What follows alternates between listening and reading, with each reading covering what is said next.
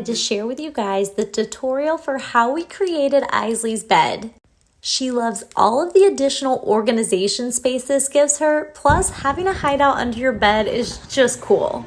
To create this bed, the first thing you will need is 3 of the IKEA Kallaxes in the 30 by 3/8 by 57 and 7/8. We went with the black-brown option, but they have several different colors to choose from.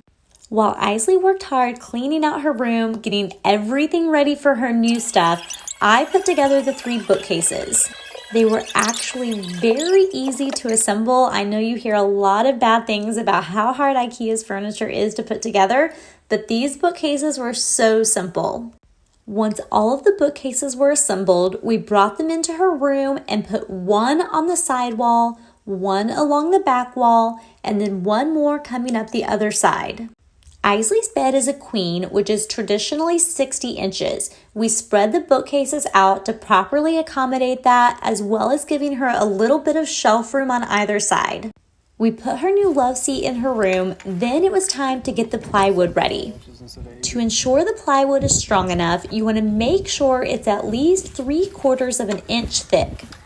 While we cut the plywood down to match the length needed for her bed, most home improvement stores will make this cut for you. You will want to have your plywood cut roughly 3 inches shorter than your mattress. So for Aisley's 80-inch queen, we cut ours at 77 inches. This setup will accommodate any size of bed, as you have the bookcases to make it wider for a bigger bed, or you can just bring it together to make it smaller for a twin or a double. Next, to add additional stability, we measured out where exactly the meaty part of the bookcases were so we could put screws into it. While we do not feel this is absolutely necessary, we just wanted to show you guys some precautions you could take if you were worried about making it safe. One additional thing you could do is use L brackets to attach the bookcases to each other. That would make them a little more stable as well. Once the plywood was put into place, we used 2.5-inch screws that we put down into those points that we had measured out previously. That way they ended up in the thicker part of the bookcase, adding additional stability. We put a total of 6 screws into place, but as I mentioned, this is not a necessity. We were just making sure to be as cautious as possible. Now we simply put the mattress right on top of the plywood. You could put a box spring here if you wanted to, but it's not necessary.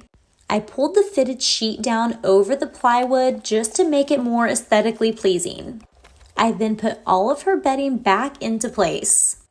Underneath the bed, we made sure that her big fluffy rug lined up underneath to make it cozy. Then we added some big fluffy pillows, her shark.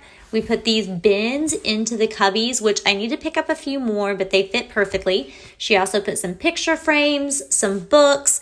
On the back wall, she used that to put all of her food stash so that her siblings won't get into it. And the little fishy string lights, we also found those at IKEA. So this is the final project. I hope that we answered all of your questions. If there is any additional information that you would like, please put it in the comments and I will do my absolute best to answer your questions and get you any information that you need.